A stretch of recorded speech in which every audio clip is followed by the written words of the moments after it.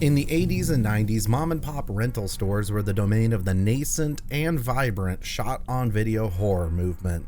With prices of VHS camcorders going down and access to the production elements of filmmaking being more accessible than at any point until then, burgeoning filmmakers could make a movie without the funding or reliance and consequently interference from studios. Most, if not all of these films were not really on par with even the studio releases at the time in story or premise, let alone in quality of production.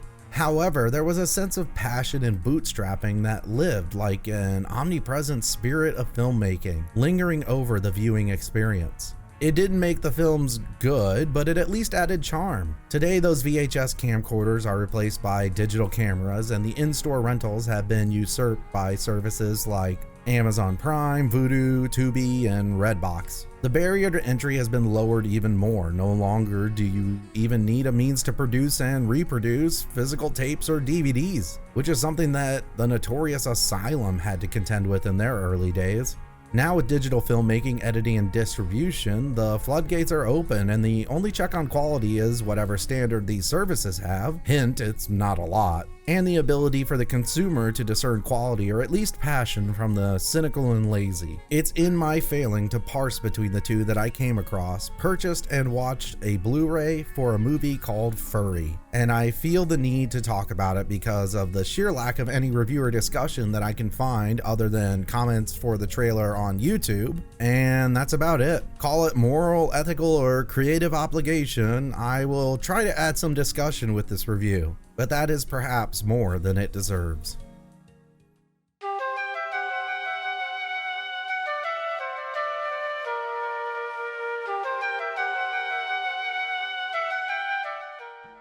Furry is a 2021 film written and directed by Elias Flores, a filmmaker that was a recent student at Syracuse University, though when and if he graduated and what his current status is, I couldn't find. In fact, I signed up for a free trial for IMDb Pro just to check his resume, and it's blank.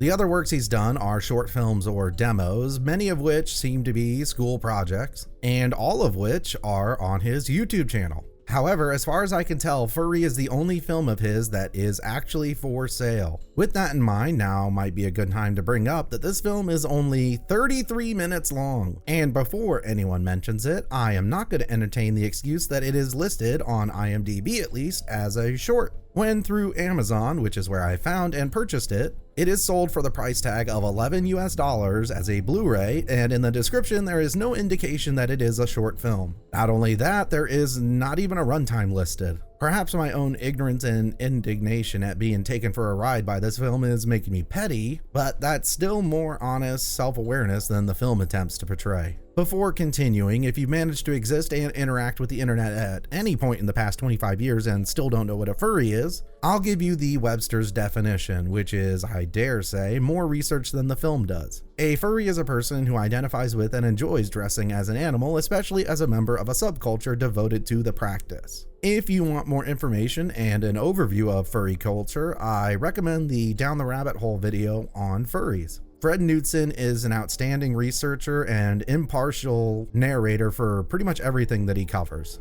Another small issue I wanted to bring up is the Blu-ray itself, because booting it up for the first time is a very formative experience. The Blu-ray does not contain a home or front menu, but instead begins with the FBI anti-piracy logo before transitioning to the old grindhouse style coming attractions buffer. That's followed by a singular trailer, which is for the movie we are watching. I skipped that trailer because, well, spoilers. But the next chapter it skips to is the feature presentation opener used on the old B movies and even in Kill Bill. Please bear this all in mind because it's very informative of the film. It's a lazy and worse, unoriginal way at attempting to set tone and expectations by wrapping the movie and its execution in this B film grindhouse, we know it's bad and that's why it's fun blanket, when really it's just bad, no caveat.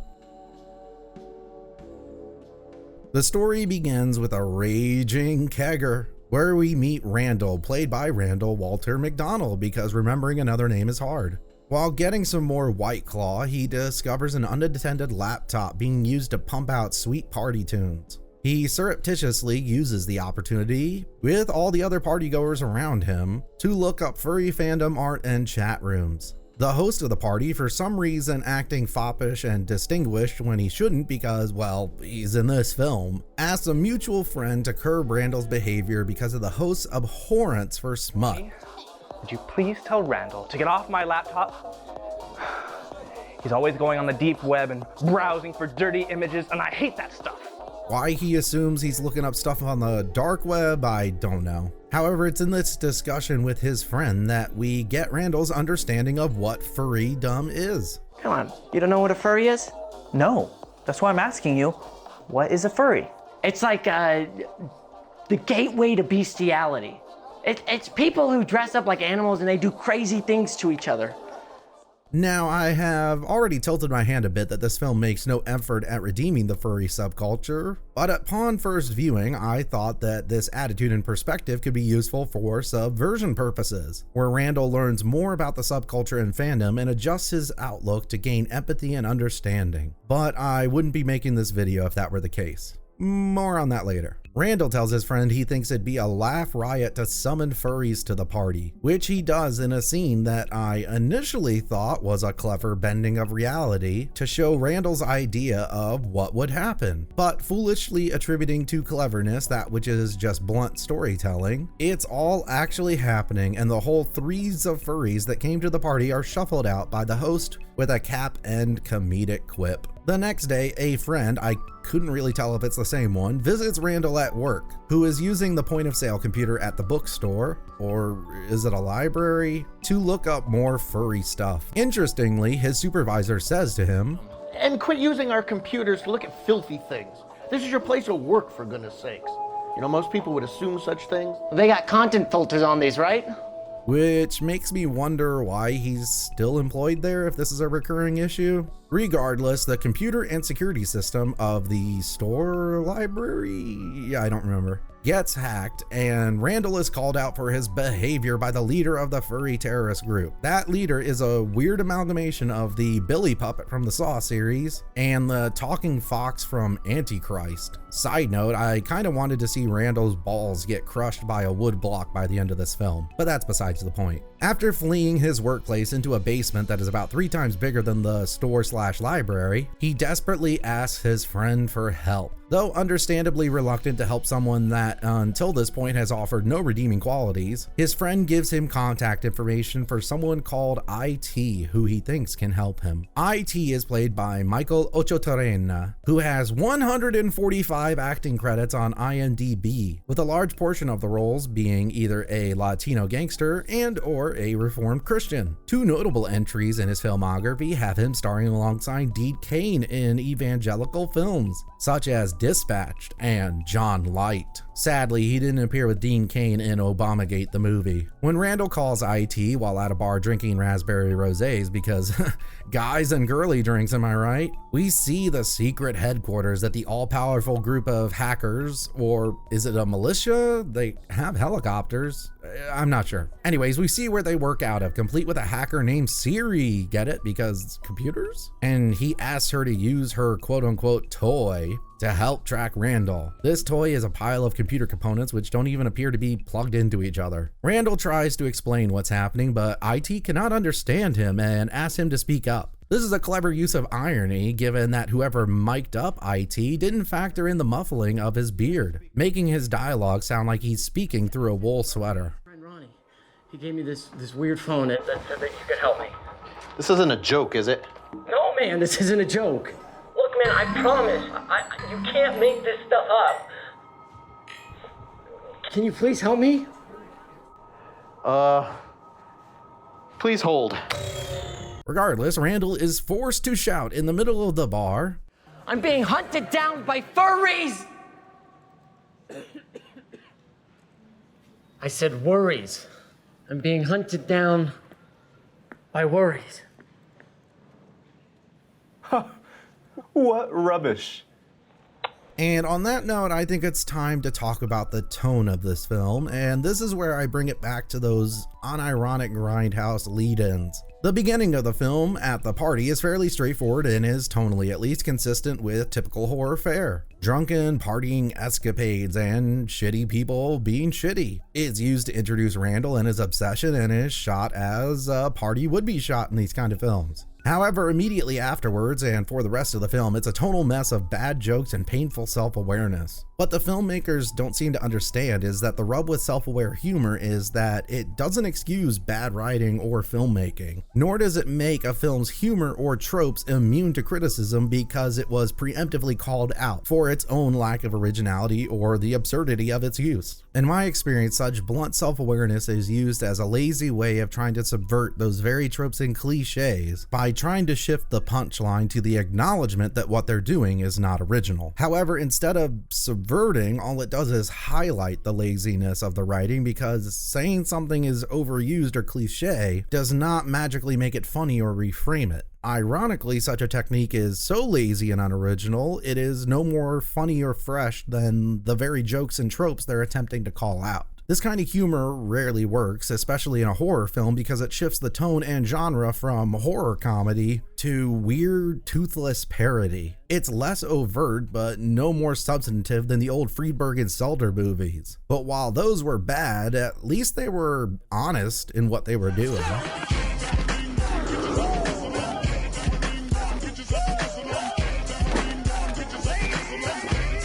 One of the elements that's lost with filmmakers that attempt to capitalize on so bad it's good is the honesty of the process. By that I mean, behind every so bad it's good film is a filmmaker and production that attempted to do something earnestly and genuine, something that they actually believed in. That it fails, sometimes spectacularly, is where the charm and beauty of said movies can come from. Tommy Wiseau until recent years claimed his work was on par with the works of Tennessee Williams. Claudio Fargasso was shocked and indignant that the surge of interest in his film Troll 2 was because people viewed it as a terrible film. However, it cannot be stated enough that Furry is not a good bad film, nor is it grindhouse fare in spite of its self-assertion by the feature presentation lead-in. In my closing statements in the video, I will properly label what I think Furry is, but make no mistake, this is no Birdemic, this is no Feeders, and this is no Neil Breen film. There is no earnestness in storytelling here, or dare I say, the production. This is a lazy and dishonest pass at being one of those so bad it's good films, or one that passes unoriginal jokes as parody by the very nature of their existence with no further commentary or addition. This film is as cynical as an asylum film, but without the decency to have a tarnished reputation to foreshadow what kind of movie it really is to buyers like me. Anyways, let's get back to the story. As mentioned, IT is the leader of a large group of nondescript people with some kind of skills like hacking, or maybe they're terrorists or mercenaries.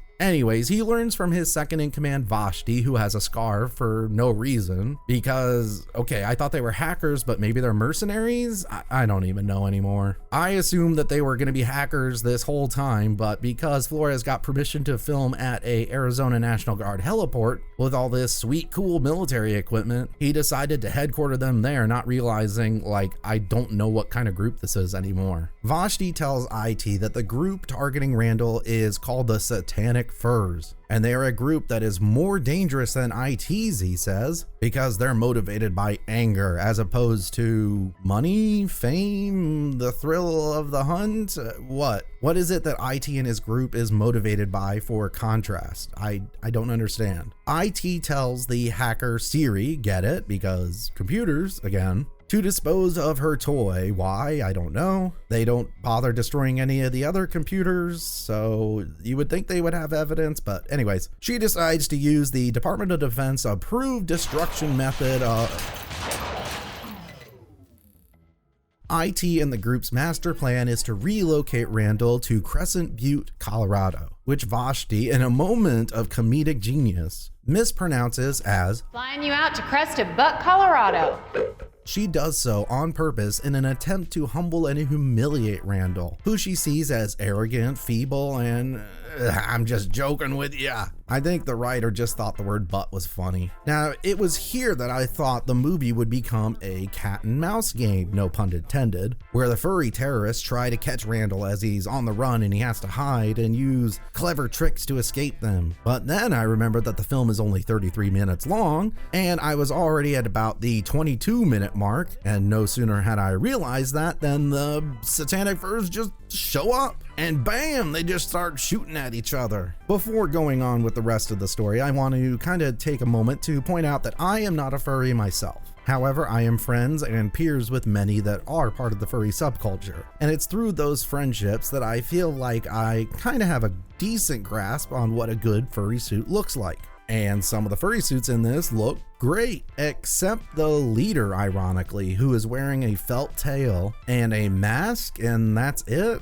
The mask, by the by, comes equipped with bad After Effects plugins too. Back to the story, a shootout ensues and IT is just, well, okay, he's just dead now. I don't know if he had any last words or anything because his mic was probably buried deep into his chest hair and beard, so he wouldn't have been able to understand it anyways. But eventually, following the deaths and chases with each other that are neither action-packed nor shot with any urgency or style, Randall is caught by the leader. As predictable as it comes, Vashti shoots the leader before he can shoot Randall. She stands over him and confronts him with the ever so clever and timely, So, tell me, I've always wanted to know, what does the fox say?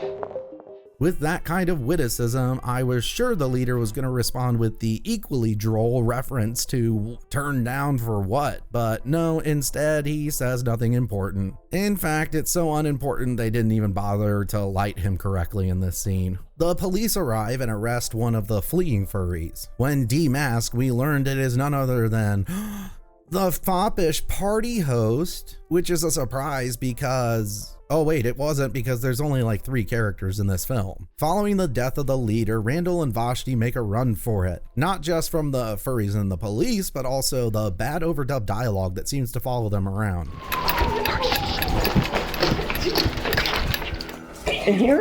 Just go up the ladder. Up the ladder? There. I only have one arm. They flee to the roof and into the safety of spotlights on tripods, where Randall learns he will forever be hunted by the group, but they would never hunt one of their own. Therefore, in an ironic twist, Randall learns that the only way he can survive is if he forever becomes a furry. And that's it. It's over. It's done. Before going to my closing statements, there is one last thing I want to address, and that is why I bought this movie and watched it, let alone made a video. As mentioned, I'm familiar though not involved in the furry community, so upon reading the premise, my thoughts were, I wonder how they'll handle this furry subculture. If this will be a way of humanizing or giving nuance to an oft maligned and misunderstood facet of culture. And of course the answer is it doesn't. The film sets up a possible subversion of expectations by Randall and everyone else's reaction to and description of furries being so myopic, ignorant, and sensationalized. I thought early on, giving too much credit to the film, that it would show furries as being pushed to the brink because of societal misunderstanding, and Randall would be educated on the rather benign fandom, or they were benign until, as I said, pushed to the edge. However, there is no attempt to humanize at all in this film. They are literally walking perversions and weirdos, and that's all. Which leads back to my observation that there were some genuinely good fursuits in the movie, and a follow-up question that developed in my head as I watched. How did the crew acquire these fursuits? My first assumption, and I guess Occam's razor, is I would assume they rented them. But as I thought more and more about it, my morbid side started to wonder if they were lent and or worn by actual furries, unaware of the type of film that they were participating in. Or perhaps were they self-hating furries, using their role in this film as a kind of penance? Self-flagellation by shit film, you might say. The irony is, if there's any penance that needs to be made, it's for participating and aiding in the production and release, and I remind you, sale of this film. And before I continue on to my closing statements, I want to give a, penultimate apologia. In seeing the totality of this film, a viewer of it and this video might claim that it's unfair to hold this film to the standards that I am. It is a small film made by a nascent filmmaker and one that is clumsy but has some technical achievement. I would tend to agree with that position if it were not being sold. There's a reason why I haven't and wouldn't say anything about his other projects on YouTube, to include other short films. Something that isn't monetized and sold to a consumer is something I really have no interest in parsing or critiquing, barring rare exception. This film, in its existence in the marketplace, subjects it to the same criticism any film does, period. It's my assertion that to do otherwise is actually more demeaning to their efforts than anything I could or will say in this video. They're real filmmakers putting out a real film for sale. Trying to peg this film into a genre is tough. Amazon lists it as a comedy, which I guess is true. There are jokes, even though they try to excuse and apologize for them by acknowledging them. But this isn't some kind of film where it's just comedic misstep after comedic misstep. It's more of a thriller horror movie with comedic moments interspersed. The comedy is not woven into the horror, like, for example, Shaun of the Dead. The horror elements and the action elements and the comedy moments are all compartmentalized and separated. The only rationalization I could come up with is that they're using the genre of comedy as a way of excusing production issues, tepid quote-unquote action, etc, etc, etc. With that in mind, I'm really not going to entertain that this is a comedy film. So what we have is a film that's neither a horror nor really a comedy and has elements of an action film, but with a premise and large component of its story and its selling points being something that is, if I wish to be generous, captivating to an uninformed audience. It's in that description that I think I finally landed on what I would classify it as. Though this film attempts to pass itself as so bad it's good, or a comedy, or perhaps even grindhouse fare, what it really is an exploitation film. Taking from Wikipedia, quote, "An exploitation film is a film that attempts to succeed financially by exploiting current trends, niche genres, or lurid content." End quote. This film has all the hallmarks of an exploitation film by using and attempting to play off the stereotypes of furries. However, the irony in this is that though this film is about furries, furries are not a current trend really, and general attitude towards them has shifted, if we want to be pessimistic, to probably just indifference. Nor is there any lurid content other than the presupposition of the viewers about furries, echoed and reinforced by the film, which I feel bound to remind you makes no attempt to correct such perceptions. I would also argue that just because it failed to pick a trendy topic and that it failed to include any kind of lurid content does not mean it's not an exploitation film. It's just a bad one. So I have to ask, why furries?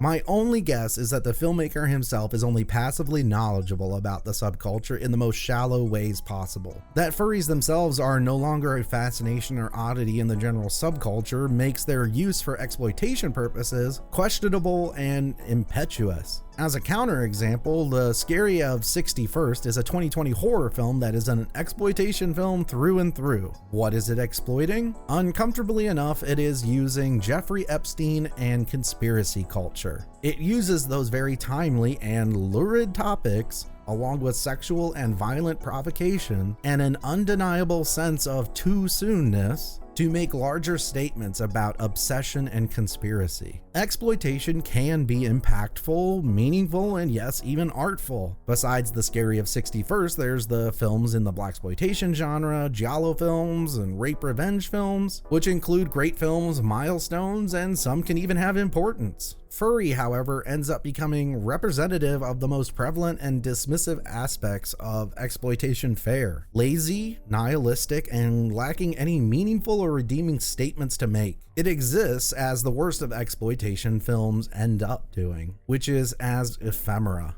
In failing to be exploitative of contemporary issues, or having the courtesy to at least be transgressive, they are instead exploiting the people that purchase or rent their work, and then think they are clever by claiming that it's just a comedy. Furry is as valuable to film as a whole as the previously mentioned Dean Cain Christian films. But you know what? At least those had the integrity to stand for something and not pretend that they're anything than what they really are.